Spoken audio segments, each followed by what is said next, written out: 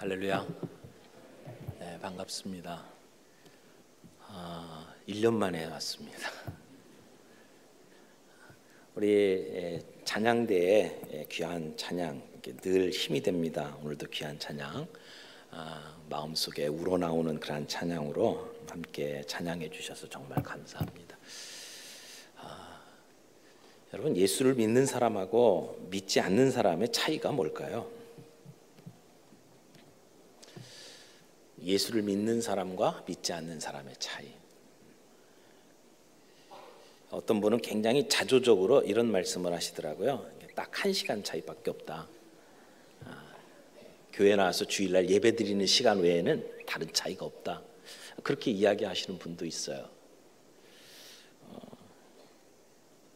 요즘 세상은 교회가 세상과 다르게 살아가는 것 때문에 놀라지 않습니다. 세상과 너무나 똑같은 모습 때문에 도리어 세상이 놀라고 있습니다. 안타까운 모습이죠. 방송에서 취재하는 교회의 모습이 우리 그리스도인들이 이렇게 멋지게 살아가기 때문에 취재를 하는 것이 아니라 문제가 있고 세상과 어떻게 보면 세상보다 못해서 이 세상에 짐이 되고 있다는 것 때문에 취재를 합니다. 오늘 우리 그리스도인의 삶이 정말 사람들에게 왜 저렇게 살까? 질문을 불러일으키는 삶이 되어야 된다고 생각을 합니다. 그러나 그 질문을 불러일으키는 삶이 수준 이하의 삶이 아니라 정말 수준이 높은, 정말 우리와 다르기 때문에 어떻게 저렇게 살 수 있을까라고 하는 궁금증을 불러일으키는 삶이 되어야 한다고 봅니다. 왜 그렇게 살까?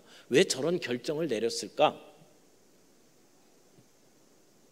그때 우리는 내 안에 계신 예수 그리스도 때문에 우리는 이렇게 삽니다라고 말할 수 있는 그러한 사람들이 되어야 한다고 봅니다. 그게 제자 아닙니까?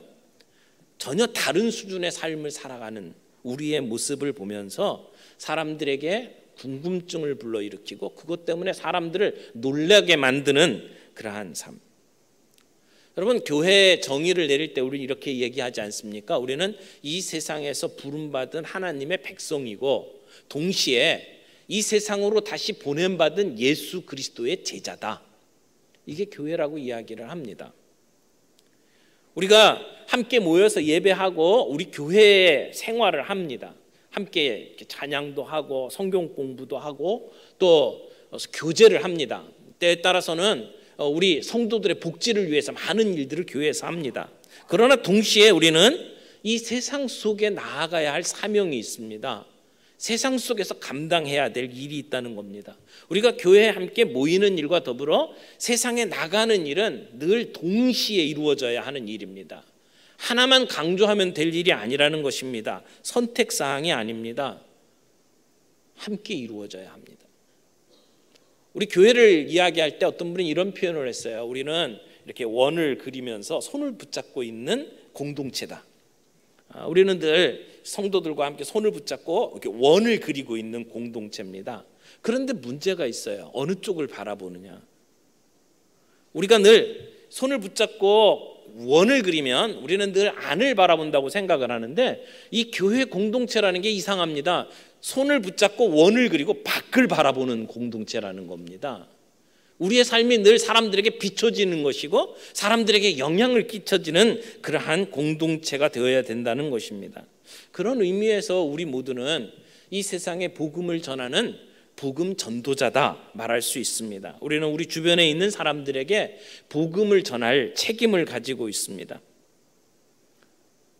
우리의 삶이 예수 그리스도를 드러내야 합니다.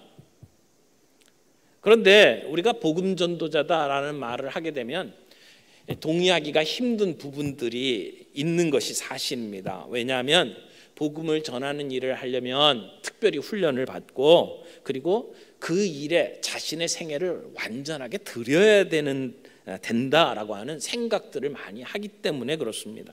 그래서 복음을 온전하게 드러내기 위해서는 신학교에 가서 훈련을 받아야 되고 그 일에 내 생애를 투자해야 된다고 생각을 하죠. 그런 측면에서 보면 우리는 모두가 대부분이 그런 복음 전도자는 아니다라고 말할 수밖에 없습니다.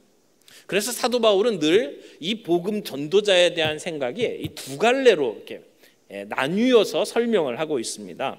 하나는 은사로서 그 일에 전적으로 헌신하고 그 일생을 바친 사람으로서의 복음 전도자를 이야기하고, 동시에 또 하나의 차원이 있습니다. 우리의 일상생활 속에서 사람들에게 궁금증을 불러일으키고 너 왜 그렇게 사냐라고 물어볼 때에 내 안에 계신 그리스도를 드러내는 역할을 하는 그러한 삶으로서의 복음 전도자를 이야기를 합니다.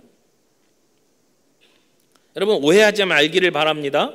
사도 바울이 말하는 복음 전도자라고 하는 것이 이 은사라고 표현을 하고 있다라는 것. 에베소서 4장 11절 말씀을 좀 보겠습니다. 에베소서 4장 11절 우리 같이 한번 읽어볼까요? 그가 어떤 사람은 사도로, 어떤 사람은 선지자로, 어떤 사람은 복음 전하는 자로, 어떤 사람은 목사와 교사로 삼으셨으니. 아멘. 어떤 사람은, 모든 사람이 아니라는 겁니다. 어떤 사람은 복음 전도자라고 이야기를 해요. 어떤 사람은 전도자로서의 재능이 있고, 어떤 사람은 그래서 지역과 관계없이 복음 전도자로 사역하는 사람이 있습니다. 어떤 사람은 특정한 지역에서 복음 전도자로 일하는 사람이 있습니다.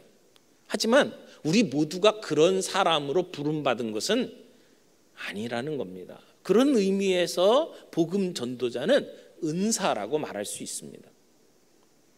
그러나 사도 바울이 이야기하는 또 다른 차원이 있습니다. 우리의 일상생활 속에서 예수 그리스도를 드러내는 삶, 사람들에게 우리의 삶을 통해서 궁금증을 불러일으키고 우리의 삶을 보면서 매력을 느끼도록 만들어서 사람들이 우리에게 물어볼 때마다 예수 그리스도를 드러내는 삶을 살아가야 하는 측면에서 우리는 모두 복음 전도자라는 것입니다. 그것은 사명입니다. 사도 바울은 자기 자신을 아까 이야기한 은사의 범주에 둡니다. 그래서 내가 복음을 전하기 위해서 이렇게 부름받았다. 그러므로 너희는 나를 위해서 기도해라. 그렇게 오늘 본문에서 부탁을 하고 있는 겁니다. 바울은 자기가 그런 복음 전하는 자로 부름받은 것처럼 우리 모두가 다 그렇게 살아야 된다고 이야기하지는 않습니다. 어떤 사람은 복음 전하는 자로 불렀다는 것입니다. 모두가 복음 전하는 자로 세움받은 것은 아니라는 이야기죠. 그래서 오늘 본문을 가만히 살펴보면 사도 바울과 같은 특별한 부르심을 받은 사람이 아닌 사람들이 어떻게 우리의 삶을 살아가야 될지를 몇 가지로 말씀을 하고 있습니다. 먼저 2절 보겠습니다. 본문의 2절을 보시면 기도를 계속하고 기도에 감사함으로 깨어 있으라. 기도에 헌신하라고 말합니다. 우리가 비록 사도 바울처럼 전생애를 복음 전하는 자로 살아갈 수는 없지만, 그러나 우리는 우리의 삶을 통해서 복음의 영향력을 나타내는 삶을 살아가기 위해서는 우리는 깨어 있어야 합니다. 기도에 깨어 있어야 합니다. 성령님의 음성을 들을 수 있어야 합니다. 그래서 우리의 삶 속에 될 수 있는 대로 얼마간의 시간을 따로 떼어서 우리는 성령님의 음성을 듣는 시간들을 가져야 합니다. 그래서 주님과 함께 대화하고 주님의 음성을 듣고 우리의 삶 속에 우리가 무엇을 해야 될지 성령의 인도하심을 받는 것이 필요하다는 것이죠. 그런 면에 있어서 우리는 깨어 있어야 합니다. 3절 보겠습니다. 3절에 보면 또한 우리를 위하여 기도하되 하나님이 전도할 문을 우리에게 열어주사 그리스도의 비밀을 말하게 하시기를 구하라. 내가 이 일 때문에 매임을 당하였노라. 이것은 사도 바울이 자기 자신을 위해서 기도해달라고 하는 부탁입니다. 특별히 복음 전도자를 위해서 기도해달라는 이야기죠. 하나님이 그 복음 전도자들에게 문을 열어주셔서 그리스도의 비밀을 말하게 하도록 위해서 기도해달라고 하는 이야기입니다. 그러므로 오늘 우리의 역할은 우리 가운데 특별히 이 일에 부름받은 자들을 위해서, 선교사님들을 위해서 기도하는 것이 필요하죠.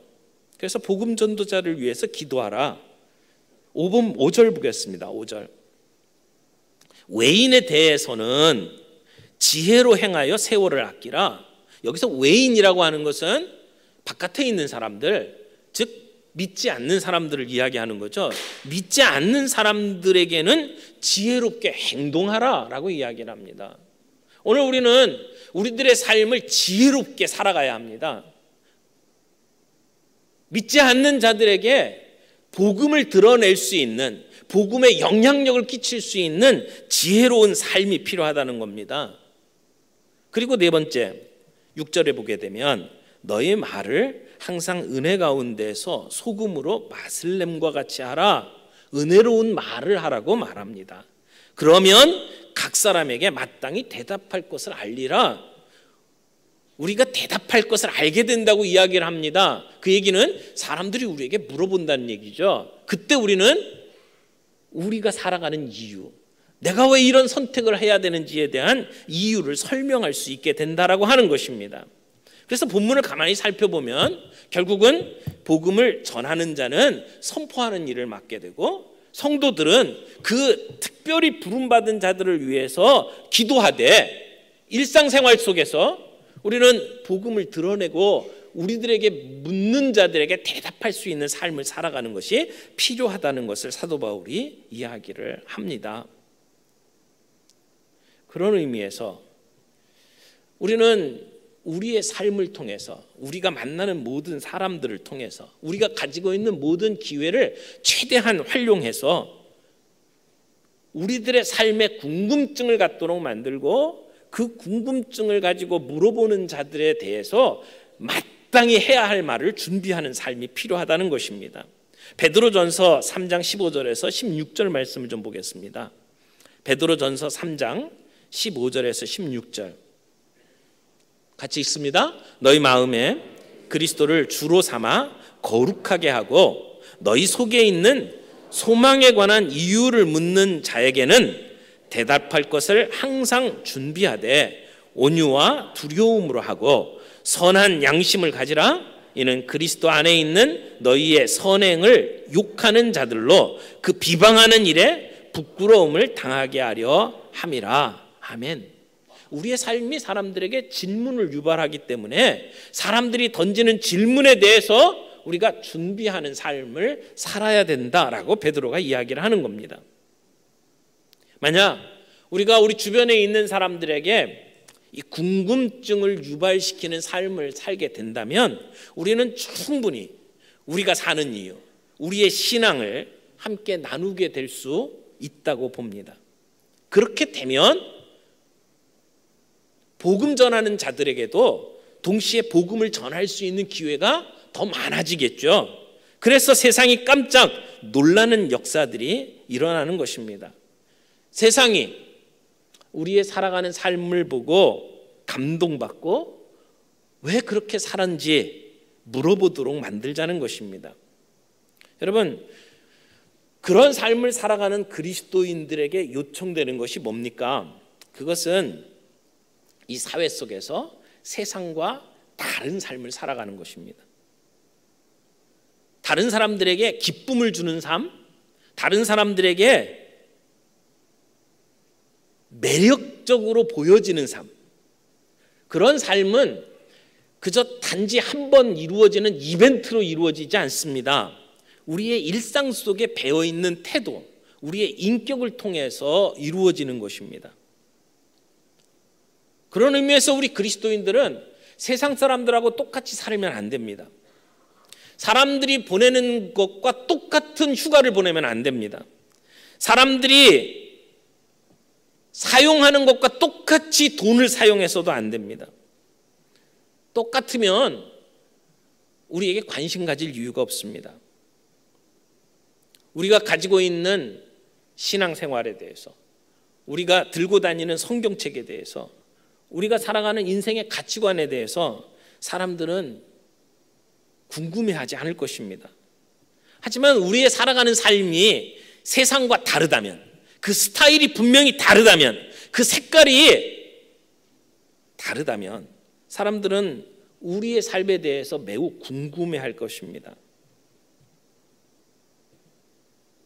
왜 어떤 사람들은 그 황금 같은 휴가를 이용해서 어려운 사람들을 찾아가 그들을 돕는 일을 하고 있는지, 먼 이웃 나라로 가서 선교라는 이름으로 활동들을 하는지, 어떤 분들은 정말 1년에 며칠 안 되는 그 시간을 떼어서 아이들을 교육하고 훈련하는 수련회에 참여하는지, 왜 어떤 사람은 자기의 집을 개방해서 이웃 사람들을 초청하고 그들에게 음식을 대접하는지, 왜 어떤 사람들은 직업을 선택할 때 충분히 많은 돈을 주는 데를 마다하고 의미 있는 직업을 선택하는지, 사람들은 그런 삶의 모습을 보면서 질문을 해온다는 것입니다.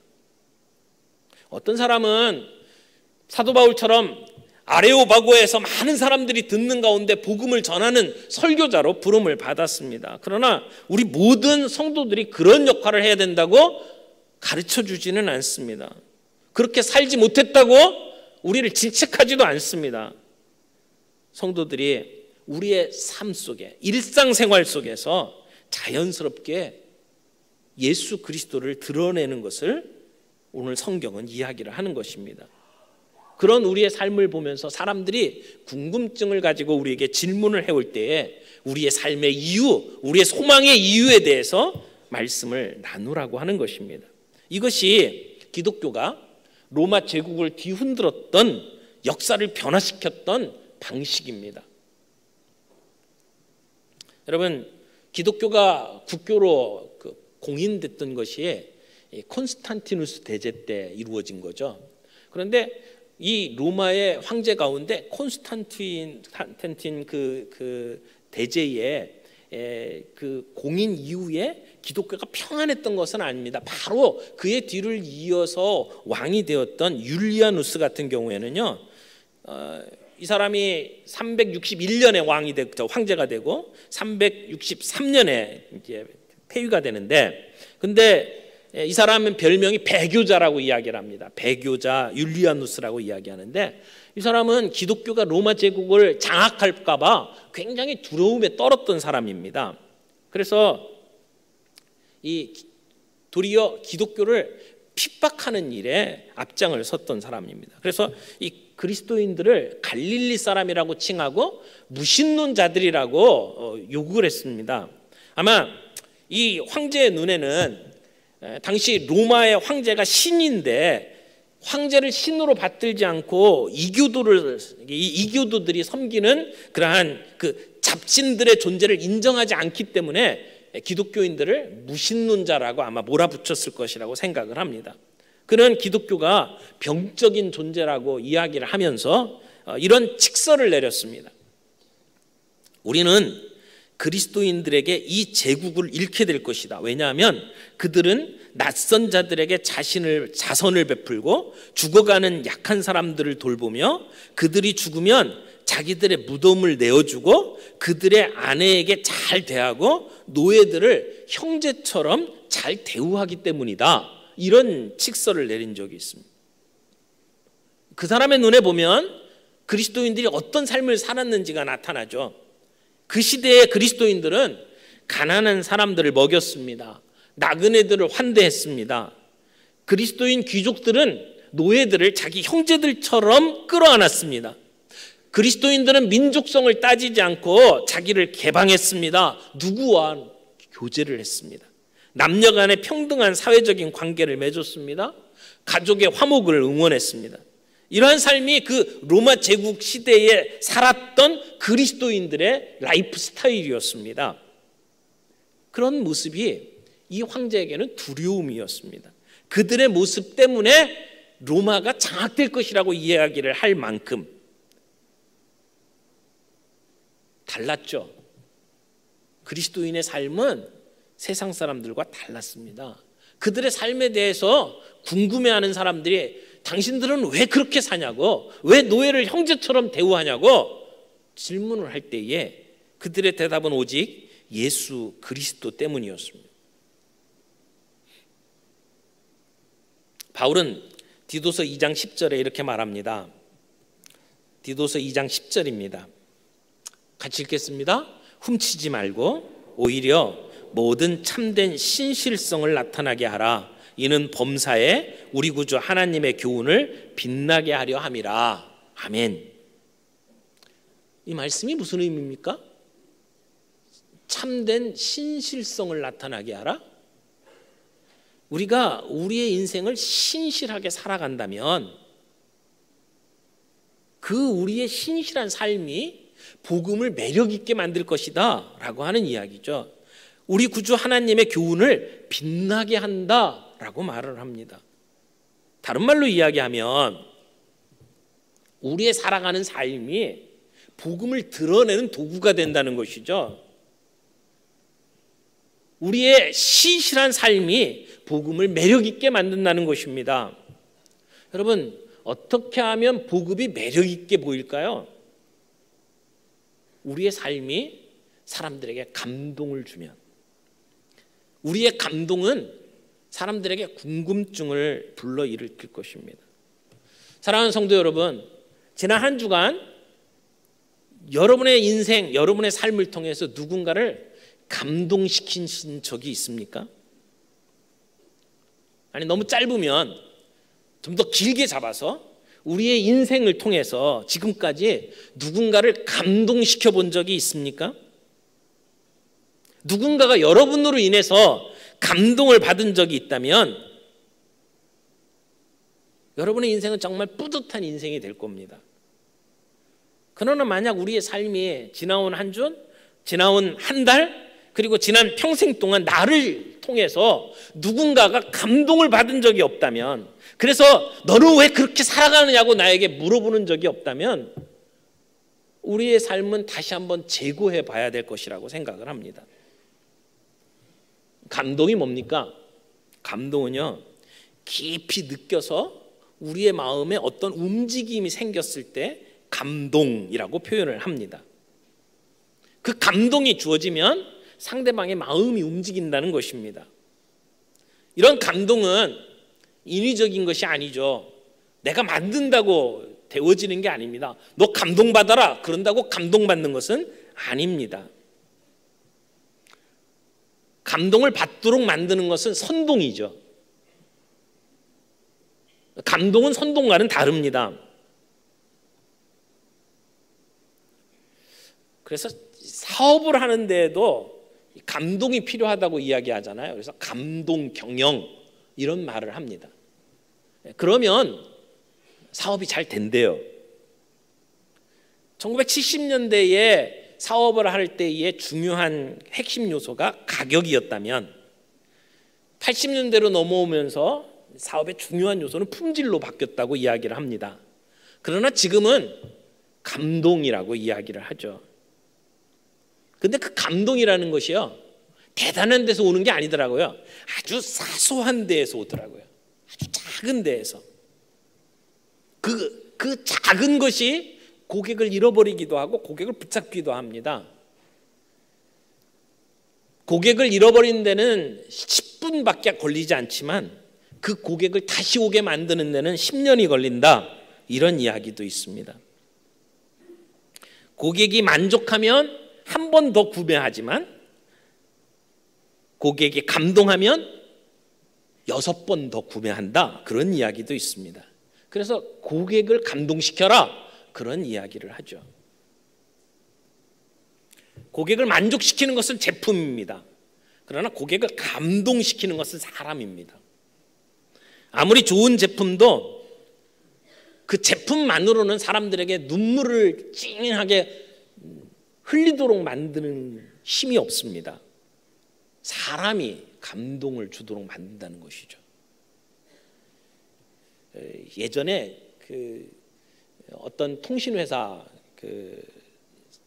사장님이 자기 통신회사 임직원 자녀들에게 편지를 써서 보낸 적이 있습니다. 그래서 각 임직원의 자녀들에게 이렇게 편지를 써가지고 그래가지고 아이들의 이름을 불러가면서 이렇게 편지를 썼답니다. 아빠가 열심히 일하는 덕에 우리나라의 많은 사람들이 이 이동 전화로 통화도 하고 재미있는 게임도 할 수 있어요. 아빠가 매일 이렇게 늦게까지 일하느라 여러분하고 함께 시간을 내서 놀아주지 못하지만 세계 최고의 회사를 만들기 위해서 고생하는 아빠를 위해서 많이 이해해 주세요. 그리고 아빠는 바쁘고 힘들어도 회사에서 즐겁게 일하고 있다면서 정말 이 세상에서 아빠를 제일 자랑스럽게 생각하는 마음을 가지세요. 이런 내용의 편지를 아이들의 이름을 또박또박 적고 그리고 거기에다가 3만 원짜리 문화상품권까지 넣어가지고 그래가지고 이렇게 보내줬다고 이야기를 합니다. 그 편지를 사장님으로부터 받고 우리 아빠가 이런 회사에서 일하고 있네. 그리고 우리 아빠 회사 사장님이 내 이름도 알고 있네. 이런 감동을 받았다라고 하는 기사를 본 적이 있습니다. 여러분 사업도 장사도 감동을 주어야 한다고 이야기를 합니다. 가르침도 감동이 있어야 된다고 이야기를 하죠. 우리 그리스도인의 삶도 사람들에게 감동을 주어야 합니다. 이 감동과 관련해서 이야기를 하면 이런 이야기를 할 수 있어요. 이렇게 미리 예측이 가능하면 감동이 떨어져요. 저 사람이 무슨 얘기를 할 것인지 미리 이렇게 시나리오가 뻔하게 보이면 감동이 별로 없죠. 사람들은 놀라지 않습니다. 그런데 우리 그리스도인들이 사람들이 생각하는 패턴대로만 살아가면, 그러니까 뻔한 삶을 살게 되면 그 행동의 효과는 미미하다고 말할 수밖에 없습니다. 그런데 그들이 예측한 것을 뛰어넘어서 살아가는 삶의 모습을 볼 때 그들은 감동하게 되어 있습니다. 여러분, 우리가 사람들에게 예수 믿으라고 이야기하고 우리가 사람들에게 이렇게 전도를 하는 메시지가 사람들에게 놀라운 이야기일까요? 그들에게 신선한 이야기일까요? 예전에는 사람들이 그나마 이렇게 사람들에게 이렇게 사역리를 가지고 또는 이렇게 전도지를 가지고 가서 이렇게 전도를 하려고 그러면 그나마 들어주는 척이라도 했거든요. 근데 요즘에는 그러지도 않죠. 가서 시간이 있냐고 물어보면 나 벌써 5번 들었다고 이야기하고 그냥 고개를 돌립니다. 그냥 아예 들어주지도 않는 시대에 살아가지 않습니까? 우리가 하는 이야기를 그 사람들이 이미 다 알고 있습니다. 우리 그리스도인들이 때때로 어떤 선한 행동을 했다고 해서 사람들이 놀라지 않습니다. 교회가 무료 급식소를 운영한다고 해서 야, 교회가 놀라운 일을 하고 있구나, 그렇게 생각하지 않습니다. 어떻게 보면 교회는 그런 일을 할 거라고 사람들이 예견합니다. 왜요? 전도하기 위해서. 전도하기 위해서는 무슨 짓이든지 할 거라는 것을 세상은 알고 있습니다. 예전에 태안에 기름 유출 이렇게 사고가 일어났잖아요. 그때 그 태안 바닷가에 가갖고 이 돌 닦고 이랬던 경험들 있죠. 아마 이 가운데에도 그때 거기 가셨던 분 많이 있을 겁니다. 저도 그때 가서 이렇게 시커멓게 그 기름 묻은 돌들을 이렇게 닦아냈던 경험이 있는데요. 여러분, 그때 그 태안에 내려갔던 사람들의 제가 생각하기에는 3분의 2는 크리스찬들이 갔다고 생각을 해요. 통계적으로도 아마 그렇게 나올 겁니다. 그런데 그 일을 교회가 했다고 신문에서 한 줄을 쓴 적이 없습니다. 교회가 이런 일을 해서 정말 존경받을 만하다, 그렇게 이야기한 곳도 없습니다. 왜요? 그분들은 이런 생각을 합니다. 저건 선교를 위해서 하는 거야. 그러니까 다 이 뒤에 목적이 있기 때문에 하는 행동으로 보는 거죠. 마치 이런 거와 똑같습니다. 부모님들에게 이렇게 자녀들이 아주 잘하는데, 그런데 잘하는 이유가 다음에 받을 유산 때문에. 받을 유산을 목표로 하고 있는 게 눈에 보이고 그렇게 그 목적을 두고 가갖고 정말 최선을 다해서 섬기면 사람들이 저렇게 보면서 아, 저 사람은 참 효자야, 그렇게 얘기할까요? 그렇게 안 한다는 겁니다. 왜? 뒤에 꿍꿍이가 있으니까. 사람들은 교회를 바라보면서 갖고 있는 나름대로 예측하는 선이 있는 거죠. 그래서 우리가 하는 모습을 보면서 절대 감동받지 않는다는 겁니다. 그렇다고 그걸 하지 말자는 얘기도 아니고요. 여러분, 우리의 삶이 과연 사람들에게 정말 예수 그리스도를 드러낼 수 있는 그런 궁금증을 불러일으키는 삶을 살고 있는지 한번 돌이켜보자는 겁니다. 그럼 어떻게 하면 좋을까요? 우리가 정말 이 세상을 살아가면서 선교적 삶을 살아가기 원한다면, 요거 요즘 표현에 그걸 미셔널이라는 표현을 씁니다. 미셔널 크리스찬이 되기를 원한다면 어떻게 하면 좋을까요? 우리가 선교적 삶을 사는 것은 단지 어떤 선교사들을 위해서 기도하고 그들에게 선교 헌금을 보내는 것만으로 이루어지는 것은 아닙니다. 그것을 뛰어넘는 삶이 필요합니다. 우리의 일상생활 속에 내가 선교사를 보내고 후원하는 정도가 아니라 내가 선교사의 삶을 살아가야 하고, 꼭 어디 외국을 나가야만 선교하는 것이 아니라 하나님이 나에게 파송한 그 자리가 선교지가 되어야 하는 그러한 삶, 그러한 삶을 살아가기 위해서는 우리의 삶의 리듬을 좀 개발할 필요가 있다고 생각을 해요. 그래서 오늘 본문 안에 나온 이 네 가지를 간단하게만 다시 한번 정리하면서 우리가 한번 좀 그런 삶의 리듬을 개발하면 어떨까, 그런 말씀을 좀 드리고 싶습니다. 첫 번째는 기도를 계속하고 기도에 감사함으로 깨어 있으라. 첫 번째는 성령님께 예민한 삶을 한번 살아가는 리듬을 개발해 보십시오. 성령님의 음성을 듣는 시간, 주님과 대화하는 시간. 그래서 오늘 내가 무엇을 해야 되고 내가 결정을 내릴 때 어떤 결정을 내려야 되는지를 늘 성령님과 의논하면서 살아가는 성령님의 음성에 예민한 삶의 리듬을 가져보자는 거죠. 그것이 큐티하는 시간일 수도 있고요. 그것이 한 주간 내에 좀 조용한, 좀 사람들에게 구애받지 않는 조용한 시간을 따로 떼어서 하나님 앞에서 묵상하고 의논하는 시간을 갖는 것일 수도 있습니다. 우리가 누구를 만나야 되고 내 삶을 어떻게 살아가야 될지 순간순간 결정을 내릴 때에 어떻게 그런 결정을 내릴 수가 있습니까? 성령의 음성을 들을 때, 우리를 향한 하나님의 뜻을 우리가 깨달을 때에만 가능합니다. 우리의 삶 속에 성령님의 음성을 들을 수 있는 공간들을 만드는 것, 그것이 필요하다는 것이죠.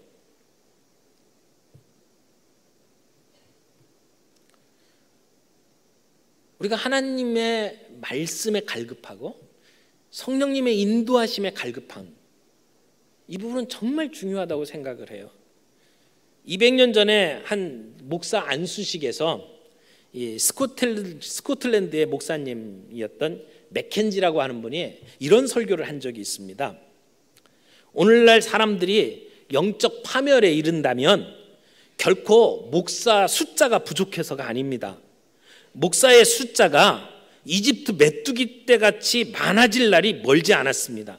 그리고 이 두 현상, 그러니까 메뚜기 떼가 많아지는 것과 목사 떼가 많아지는 것 중 어떤 것이 더 큰 재앙인지는 시간이 흐르면 알 것입니다. 이런 이야기를 한 적이 있어요.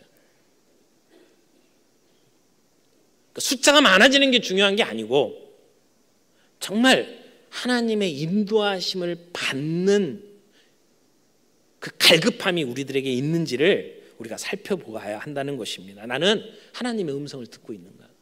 오늘 우리가 살아가는 삶의 모든 순간마다 성령님의 음성에 예민하고 주님의 음성을 듣고 있는가라고 하는 것입니다. 우리가 계속해서 하나님의 음성을 듣는 삶의 리듬을 개발한다면 하나님의 능력을 우리의 삶 속에서 경험하게 될 것입니다. 두 번째는 복음 전도자를 위해서 기도하라는 것입니다. 사도 바울이 우리를 위해서 기도해달라.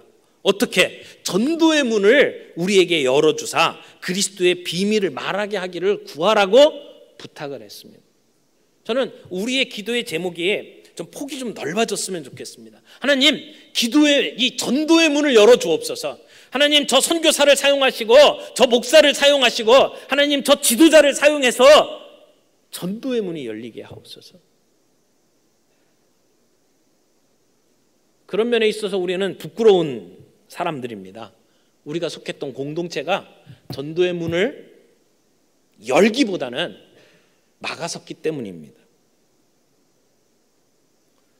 그런 안타까움을 가지고 우리는 다시 기도해야 된다고 생각합니다. 우리가 하고 있는 우리의 신앙생활, 우리가 지금 살아가는 우리의 공동체의 모습이 사람들에게 전도의 문을 열어가는 일이 되게 해 주옵소서. 문을 닫는 것이 아니라 전도의 문을 열어가는 일. 그래서 그리스도의 비밀을 말하는 기회를 우리가 갖도록 주님 우리를 사용해 주옵소서. 그렇게 기도해야 된다고 생각합니다. 우리가 살아가는 삶의 모습들이 정말 복음의 본질을 드러낼 수 있는 삶. 그래서 우리의 모습을 보면서 야, 저 사람들이 왜 저런 힘든 길을 걸어가야만 할까? 그런 질문을 할 때마다 내 안에 계신 예수 그리스도를 드러내고 복음을 드러내는 기회가 되게 해달라고 우리는 기도해야 될 것입니다.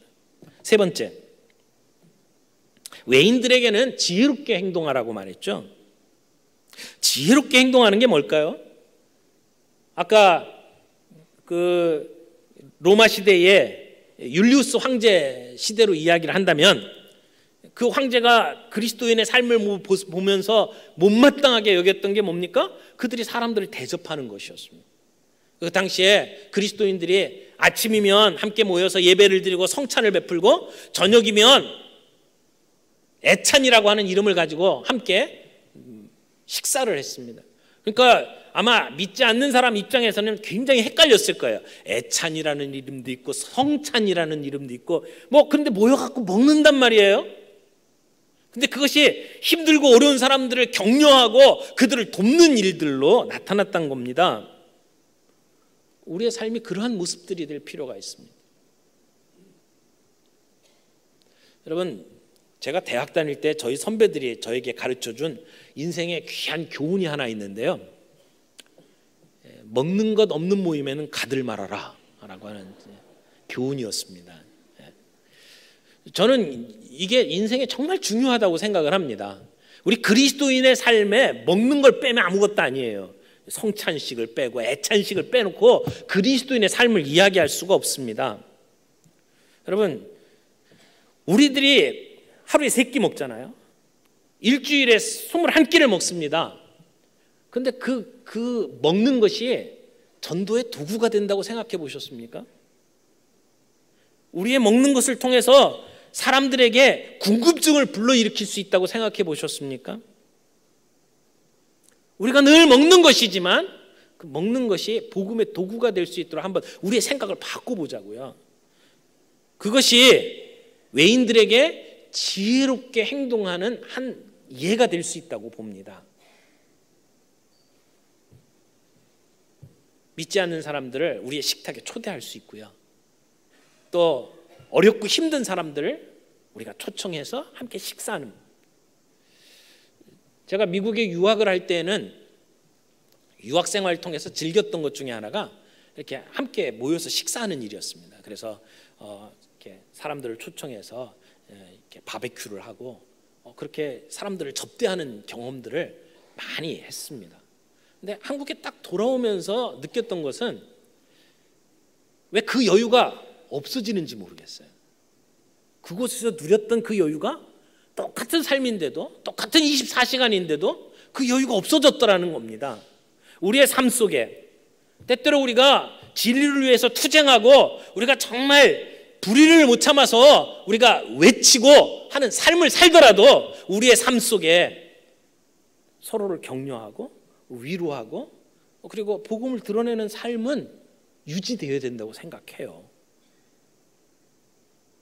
그래서 의도적으로 누군가를 초청하고 그들과 더불어 식사하면서 마치 마태가 예수님을 만나고 난 다음에 처음 했던 행동이 자기의 친구들을 불러서 예수님과 함께 식사 자리를 만들었던 것처럼 우리의 식탁이 그런 모습으로 바뀔 수 있으면 얼마나 좋을까요? 그래서 정기적으로 우리는 가난한 사람들을 초청하고 낯선 사람들을 불러서 그들과 함께 우리의 복음을 드러내는 삶. 그러나 그것이 조심스럽다고 생각해요. 무조건 복음을 전하는 목적으로 우리가 그 일을 한다면 아까 우리가 이야기했던 것처럼 사람들은 목적이 있어서 행동하는 것으로 우리들을 이렇게 오해하게 될 겁니다. 정말 사랑을 가지고 그들을 섬기고 대접하는 문화가 우리 안에 자리를 잡는다면 그것이 사람들로 하여금 궁금증을 불러일으키고 복음을 드러낼 수 있는 기회로 사용될 수 있을 것이라고 생각해요. 마지막으로 네 번째는 은혜스러운 말을 하라는 것입니다. 너의 말을 항상 은혜 가운데서 소금으로 맛을 냄과 같이 하라 라고 말하고 있습니다. 여러분, 은혜스러운 말, 우리의 말을 들으면 사람들이 감동하는 말, 어떻게 말을 하면 사람들이 은혜를 받을 수 있을까요?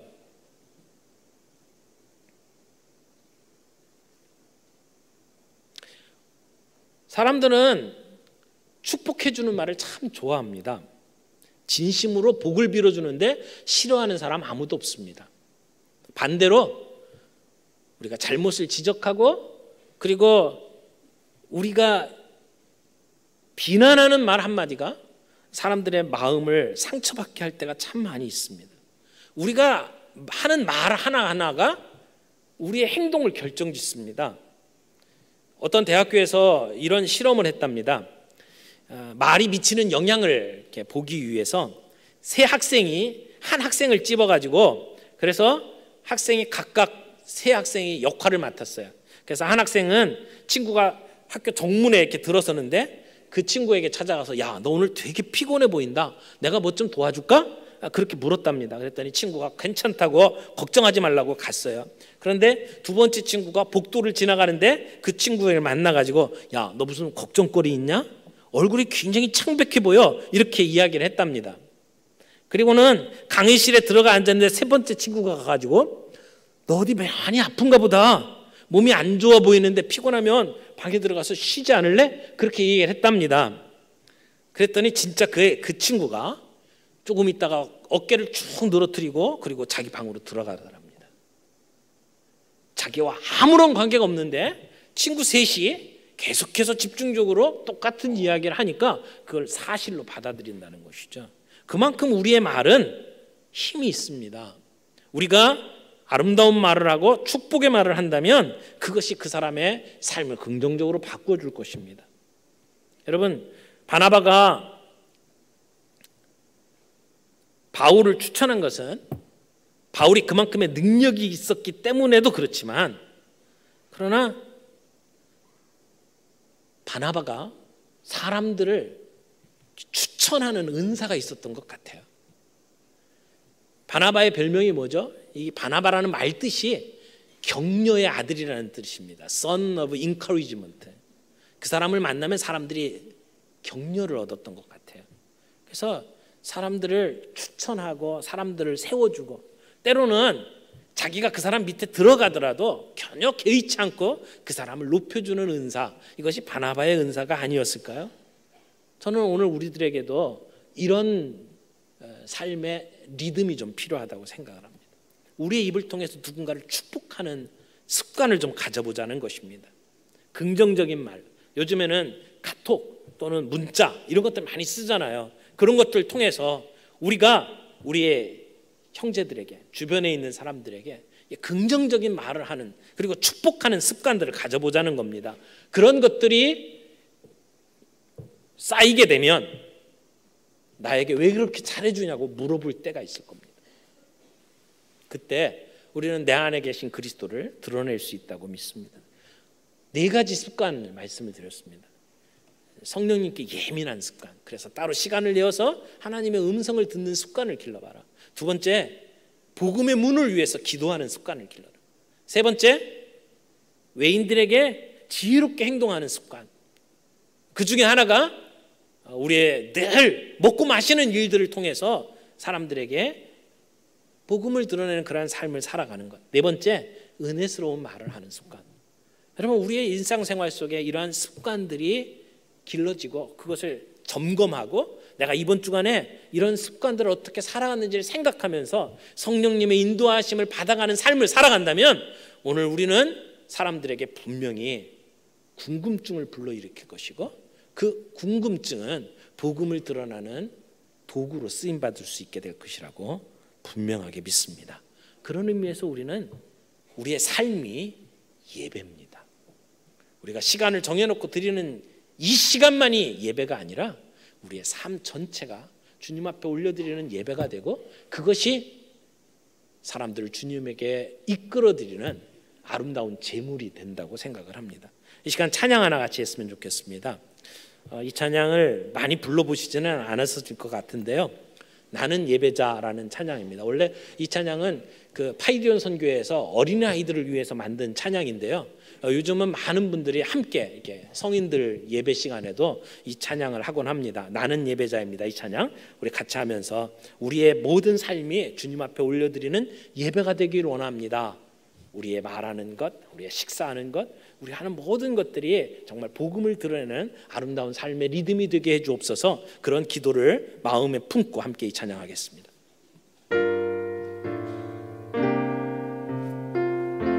나는 하나님을 예배하는, 나는 하나님을 예배하는 예배자입니다.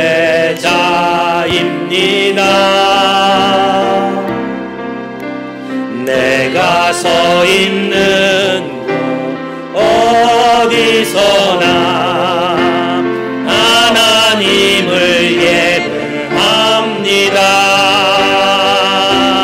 내 영혼 거룩한 은혜를 향하여, 내 마음 완전한 하나님 향하여, 이곳에서 바로 이 시간 하나님을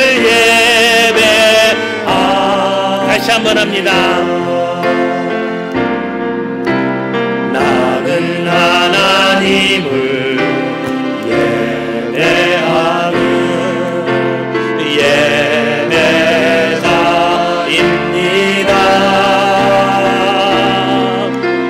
내가 서 있는 곳 어디서나 하나님을 예배합니다.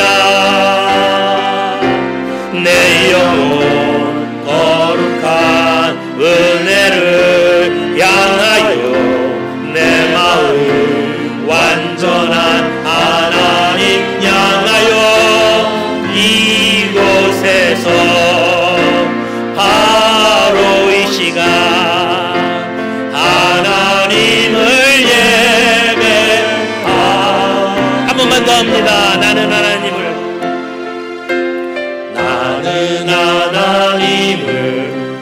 예배하는 예배자입니다. 내가 서 있는 곳 어디서나 하나님을 예배합니다.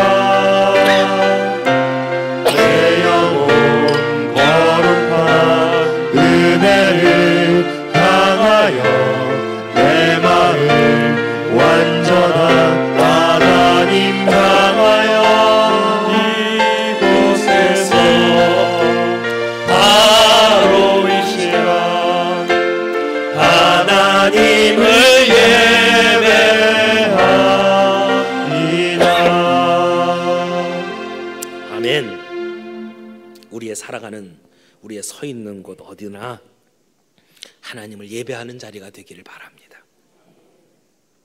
우리의 식사하는 자리도, 우리가 말 한마디 하는 것도, 우리의 카톡, 우리의 문자를 보내는 그 순간도 우리 하나님께 올려드리는 온전한 예배가 되기를 원합니다. 하나님, 우리는 모두가 선교사입니다. 이 땅에 보냄받은 그리스도의 제자로 살아가는 우리의 삶은 선교사의 삶입니다. 하나님, 우리가 진리를 드러내며 우리가 잘못된 것을 고쳐나가는 힘든 싸움을 살아가지만, 그러나 우리가 세상을 향하여 복음을 드러내는 선교사의 삶을 살아가야 한다는 것을 한순간도 놓치지 않게 해 주옵소서. 하나님, 서로를 격려하고 어려운 사람들을 도와주고 함께 식사를 하고 만나는 사람마다 축복의 메시지를 전하고 우리 안에 이 아름다운 선교사적 삶이 회복되게 해 주시옵시고 우리의 삶의 리듬이 늘 이러한 것으로 다시 한번 점검될 수 있도록 주님 도와주시옵소서. 그래서 우리의 인생이, 우리의 삶이 사람들에게 궁금증을 불러일으키며 하나님, 그들이 왜 이렇게 사냐고, 왜 이 힘든 길을 걸어가냐, 우리에게 이 좁은 길을 걸어가는 이유를 묻는 자들에게 우리가 누리고 있는 그 복된, 그 풍성한 생명, 예수 그리스도의 복음을 드러내는 우리의 삶이 되도록 주님 우리를 붙잡아 주시옵소서. 예수님의 이름으로 기도합니다. 아멘.